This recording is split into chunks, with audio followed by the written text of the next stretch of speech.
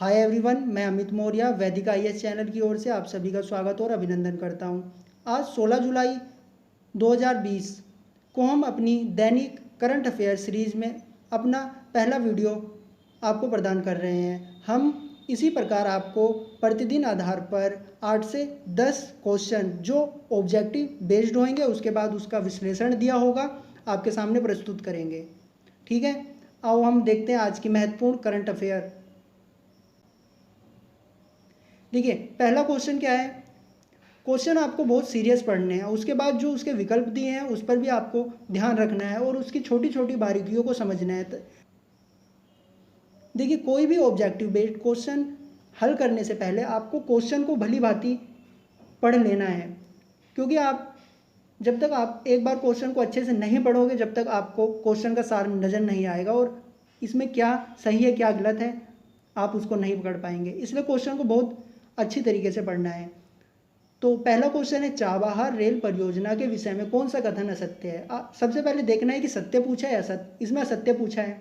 अब ये आपको 3 विकल्प दिए गए हैं, इसमें असत्य कौन सा है आपको ये देखना है। ठीक है, पहला विकल्प है, जुलाई 2020 में ईरान ने भारत को चाबहार परियोजना से बाहर करने की घोषणा की है। ठीक है, पहले देखना है कि भाई ये चाबहार रेल परियोजना है क्या, और क्या ईरान ने भारत को इस परियोजना से बाहर कर दिया है। ठीक है, अब जैसा आपको समझ में आता है वैसा आपका आंसर रहेगा। सेकंड विकल्प है आपका, यह परियोजना भारत और ईरान के मध्य समझौतित थी। तो आपको देखना है कि क्या यह परियोजना रियल में भारत और ईरान के मध्य ही समझौतित हुई थी। ठीक है, अब तीसरा विकल्प है, यह परियोजना ईरान और भारत के मध्य 2018 में हस्तांतरित हुई थी। ठीक है, हस्ताक्षरित हुई थी। तो इस पे हस्ताक्षर जो हुए थे वो 2018 में हुए थे या नहीं। ठीक है, अब 3 विकल्प आपके हो गए हैं। अब इसके बाद सही कूट दिया गया है, इसमें असत्य कथन छांटना है। ठीक है, सही कूट, अब देखिए आप इसमें ए बी, बी सी, ए सी या डी, इनमें से कौन सा असत्य है। तो आपका आंसर हो जाएगा, तो प्रश्न 8 में आपका आंसर हो जाएगा बी। देखिए, अब इसका सार देखते हैं, इसका विश्लेषण करते हैं। ठीक है, देखिए, जुलाई 2020 में ईरान ने भारत को चाबहार रेल परियोजना से बाहर करने की घोषणा की है। ठीक है, अब आपको देख लेना है एक बार चाबहार रेल परियोजना है क्या, और ईरान ने इस परियोजना से भारत को बाहर कर दिया है। ठीक है, अब त्रिपक्षीय समझौते के तहत ईरान, अफगानिस्तान और भारत के बीच आवागमन मतलब कि पर्यटन, आना जाना और परिवहन गलियारे के रूप में चाबहार जयदान रेलवे लाइन के निर्माण के लिए भारत जरूरी सेवाएं मुहैया कराने वाला था। ठीक है, भारत जो ईरान और अफगान में ये चाबहार रेल परियोजना बन रही थी, भारत उसके लिए कुछ जरूरी सुविधाएं मुहैया कराने वाला था। ईरानी सरकार ने भारत को इस परियोजना से हटाने का निर्णय पैसा देने और परियोजना को शुरू करने में ही हो रही देरी को बताया। देखो, ईरान ने जो भारत को इस परियोजना से बाहर किया है उसका प्रमुख कारण यह है कि भारत इस परियोजना के संदर्भ में कुछ सेवाएं ईरान को देने वाला था, परंतु भारत उसमें देरी कर रहा था, जिस कारण ईरान ने भारत को इस परियोजना से बाहर निकाल दिया है। ठीक है, अब नीचे आ जाइए आप। वर्ष 2010 में भारतीय प्रधानमंत्री नरेंद्र मोदी की ईरान यात्रा के दौरान भारत एवं ईरान के मध्य चाबहार समझौते पर हस्ताक्षर किए थे। ठीक है, 2016 में जब प्रधानमंत्री जी ईरान गए थे तो उस टाइम पे इस समझौते पर हस्ताक्षर किए गए थे। इस समझौते के तहत ईरानी रेलवे और Indian railways construction limited, IRCON company है एक, ठीक है, जो रेलवे से संबंधित ठेके लेती है, द्वारा चाबहार जहेदार रेलवे के निर्माण के लिए भारत, ईरान और अफगानिस्तान के बीच त्रिपक्षीय समझौता संपन्न हुआ था। ठीक है, इस रेल परियोजना में भारत की रेलवे कंपनी इरकॉन द्वारा लगभग 1.6 अरब डॉलर का निवेश किया जाना था, और जो ये निवेश किया जाना था लगभग 1.6 अरब डॉलर का, भारत इसमें देरी कर रहा था। यही मुख्य कारण है कि ईरान ने भारत को इस रेल परियोजना से बाहर कर दिया है। ठीक है, अब ये जो चाबहार रेल परियोजना है और जो चाबहार बंदरगाह परियोजना है, आपको इससे भली भांति परिचित होना बहुत ज़रूरी है। यह आईएएस और पीसीएस के पेपर में बहुत अच्छा क्वेश्चन बन सकता है, क्योंकि भारत जो आपका मिडिल एशिया है उसमें एंट्री करने के लिए इन चीज़ों का प्रयोग कर सकता था, लेकिन ईरान ने इसको, जैसा कि भारत को बाहर निकाल दिया है, भारत के सामने बहुत सारी मुश्किलें आने वाली है। ठीक है, जैसा कि ईरानी सरकार द्वारा भारत को इस रेल परियोजना से बाहर निकाल दिया गया है, भारत पर इस पर कई प्रकार से असर करेंगे, ये आपको देखना है, ये हम आपको नहीं बताने वाले हैं। इस पे आपको, अगर आप पीसीएस या यूपीएससी की तैयारी कर रहे हैं तो आपके लिए महत्वपूर्ण हो जाता है कि आपको यह देखना अति आवश्यक है कि भारत को इस रेल परियोजना से निकाला क्यों गया। ईरान द्वारा यह कदम उस समय उठाया गया जब भारत और चीन के बीच सैन्य व आर्थिक तनाव जारी है। ठीक है, चीन और भारत के बीच अभी कोविड-19 और जो आपके सैन्य विवाद आपका छिड़ा हुआ है लद्दाख में, उसको लेकर तनाव है। अब हम अपने दूसरे क्वेश्चन पर चलते हैं।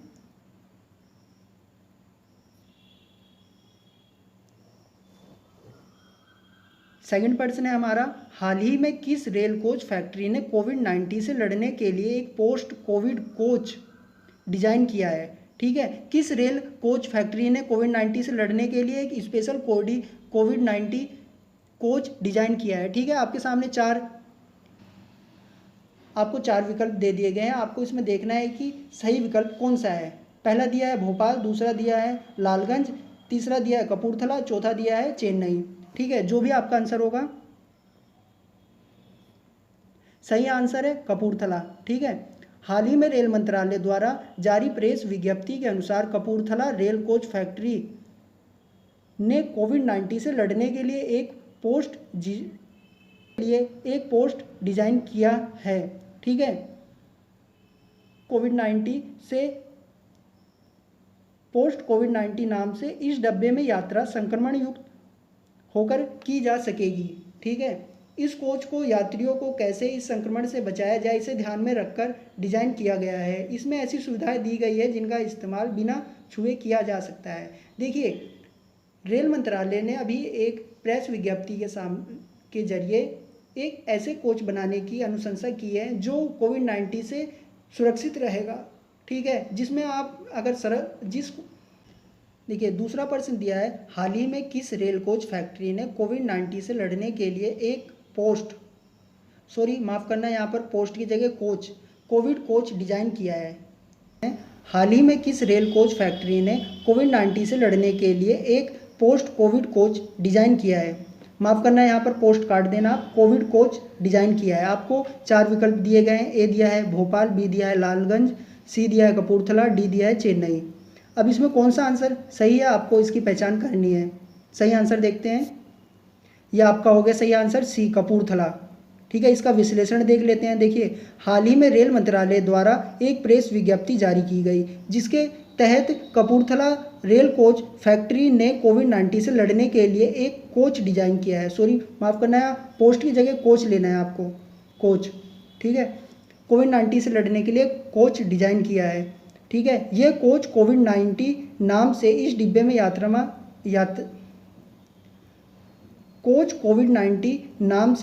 में यात्रा करना संक्रमण युक्त होकर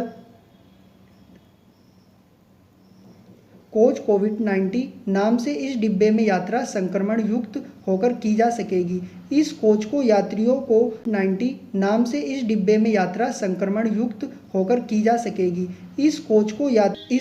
यात्रियों को कैसे इस संक्रमण से बचाया जाए इसे ध्यान में रखकर डिजाइन किया गया है। इसमें ऐसी सुविधाएं दी गई हैं जिनका इस्तेमाल बिना छुए किया जा सकता है। देखिए, कोविड-19 महामारी है, अभी इसमें किसी भी प्रकार की वैक्सीन का निर्माण कोई भी देश नहीं कर पाया है। दावे तो सभी देश कर रहे हैं, लेकिन जो रियलिटी है वो सब आप जानते हैं। ठीक है, तो अब यह ज़रूरी हो जाता है कि हम कोविड-19 के साथ कैसे जिएं। तो ऐसी ही तकनीकी विकसित करने का यहाँ पर प्रयास किया जा रहा है कि ऐसे रेल डिब्बे या ऐसे कोच का विकास किया जा रहा है जो संक्रमण युक्त ना हो, मतलब संक्रमण से मुक्त हो, और ऐसी चीज़ों का हम वहाँ पर प्रयोग कर सकेंगे जिन्हें हम छू ना सकें। ठीक है, हम छुएंगे नहीं तो क्या होगा, ये हमारा सोशल डिस्टेंस मेंटेन रहेगा जिससे हम कोविड-19 से बचे रह पाएंगे। ठीक है, अब हम अपने तीसरे क्वेश्चन पर आते हैं। हमारा तीसरा क्वेश्चन हो गया, हाल ही में किस राज्य द्वारा प्राइवेट कंपनियों में 75% स्थानीय युवाओं को नौकरी देने का निर्णय किया गया है। ठीक है, हाल ही में किस राज्य ने प्राइवेट कंपनियों में 75% स्थानीय युवाओं, मतलब लोकल युवाओं को नौकरी देने का निर्णय किया है। चार विकल्प दिए गए हैं आपके सामने। ए हो गया उत्तर प्रदेश, बी हो गया महाराष्ट्र, सी हो गया पंजाब, डी हो गया हरियाणा। तो आपको देखना है कि किस राज्य ने प्राइवेट कंपनियों में 75% स्थानीय युवाओं को नौकरी देने का निर्णय किया है। आपका आंसर हो जाता है डी, हरियाणा।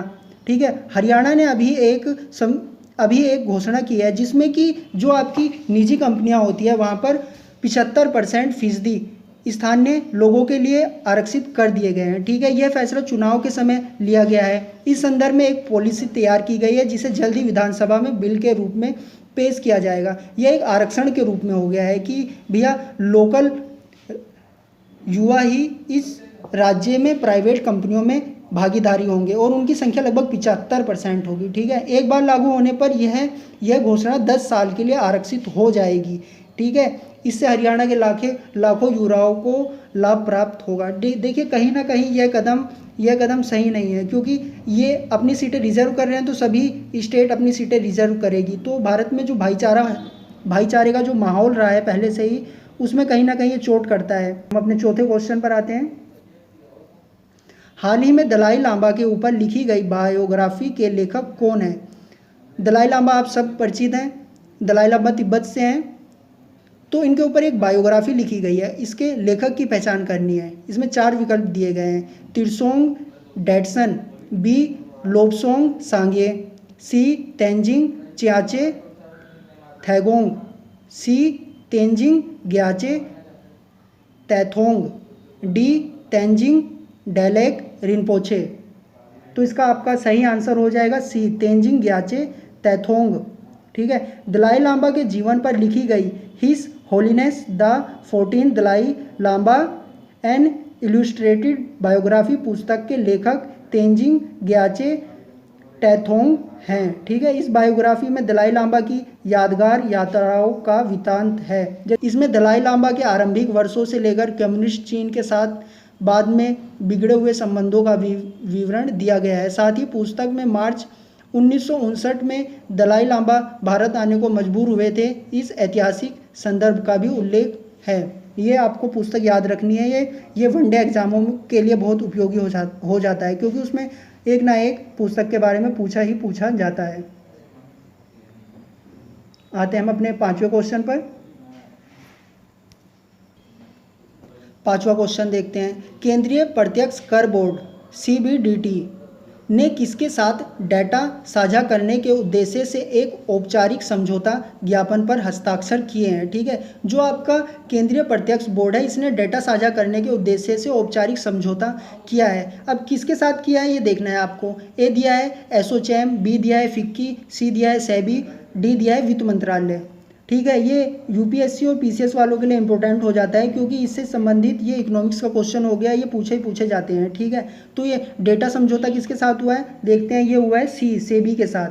ठीक है, सेबी। अब केंद्रीय प्रत्यक्ष कर बोर्ड और भारतीय प्रतिभूति और विनिमय बोर्ड सेबी ने दोनों संगठनों के बीच डेटा साझा करने के उद्देश्य से एक औपचारिक समझौता ज्ञापन पर हस्ताक्षर किए हैं। ठीक है, यह समझौता ज्ञापन से सेबी और CBDT यानी कि आपकी केंद्रीय प्रत्यक्ष कर बोर्ड आपस में स्वचालित मतलब कि इंटरनेट के माध्यम से और नियमित आधार पर डेटा और सूचना साझा करने की सुविधा प्राप्त होगी। डेटा के नियमित आदान प्रदान के अलावा सेबी और CBDT विभिन्न कानूनों के तहत अपने कार्यों को पूरा करने के उद्देश्य से अनुरोध पर या अपने आप डेटाबेस में उपलब्ध जानकारी का आदान प्रदान भी करेगी।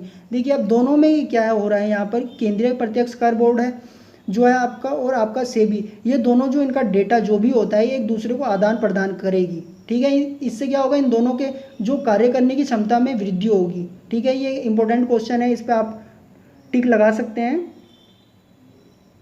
यह महत्वपूर्ण क्वेश्चन हो जाता है, इसको आप नोट कर सकते हैं अच्छे से, और इसमें आपको जो भी डिटेल मिलती है या आपको जो भी न्यूज़पेपर में एडिटोरियल पढ़ने को मिलते हैं आप उसको नोट कर सकते हैं।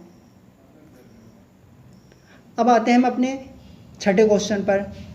कृषि अवसंरचना कोष के अंतर्गत वित्त पोषण सुविधा के लिए केंद्रीय क्षेत्र योजना को मंत्रिमंडल की मंजूरी दी गई। इसके संदर्भ में कौन सा कथन असत्य है? इसमें आपको असत्य कथन छांटना है। ठीक है, ये हो जाता है, इस योजना के अंतर्गत बैंकों और वित्तीय संस्थाओं के द्वारा 1 लाख करोड़ रुपए ऋण के रूप में प्राथमिक कृषि ऋण समितियों, किसान उत्पादन संगठन इत्यादि को उपलब्ध कराए जाएंगे। देखना है कि जो भी ये परियोजना है जो आपका वित्त पोषण किया जा रहा है, क्या वह वित्तीय संस्थाओं के द्वारा 1 लाख करोड़ रुपए ऋण के रूप में प्राथमिक कृषि ऋण समितियों, किसान उत्पादन संगठन इत्यादि को उपलब्ध कराए जा रहे हैं। अगर कराए जा रहे हैं तो आपका ये सही है। ठीक है, बी पे आ जाते हैं, ऋण का वितरण 4 वर्षों में किया जाएगा। जो भी ये ऋण इस योजना के तहत दिया जा रहा है, क्या उसका वितरण 4 वर्षों में किया जाएगा, ये देखना है आपको। सी में दिया है, इस योजना की समय सीमा वित्तीय वर्ष 2020 से लेकर वित्तीय वर्ष 2028 के लिए होगी। जो भी ये परियोजना है, इसकी समय सीमा कितनी है, क्या ये 2020 से 2028 तक है, ये आपको देखना है। डी पे आ जाते हैं, डी दिया है, चालू वित्त वर्ष में 10,000 करोड़ रुपए और आगामी 3 वर्ष के लिए 30,000 करोड़ रुपए की राशि मंजूर की गई है। अब इसमें असत्य कथन कौन सा है, ये आपको देखना है। इसका असत्य कथन हो जाता है सी। ठीक है, इसका विश्लेषण देख लेते हैं। देखिए, केंद्रीय मंत्रिमंडल की बैठक में नई देशव्यापी केंद्रीय क्षेत्र योजना कृषि आवश्यक संरचना कोष को मंजूरी प्रदान की गई है। यहाँ रचना लिया है, यहाँ पर आप संरचना लिख लेना। इस परियोजना के अंतर्गत बैंकों और वित्तीय संस्थाओं के द्वारा 1 लाख करोड़ रुपए ऋण के रूप में प्राथमिक कृषि ऋण समितियों, विपणन सहकारी समितियों, किसान उत्पादन संगठनों को उपलब्ध कराए जाएंगे। ठीक है, बैंक और वित्तीय संस्थाओं के द्वारा जो आपके उत्पादन संगठन है या कृषि संगठन है या किसान संगठन है, उनको कुछ रकम ऋण के रूप में प्रदान की जा रही है, उसी से संबंधित परियोजना है। ठीक है, और इस ऋण का वितरण 4 वर्षों में किया जाएगा। जो ये आपका ऋण दिया जाएगा 4 वर्षों के अंतर्गत ऋण वितरित किया जाएगा। चालू वित्त वर्ष में 10,000 करोड़ रुपए और आगामी 3 वित्तीय वर्ष में 30,000 करोड़ रुपए की मंजूरी प्रदान की गई है।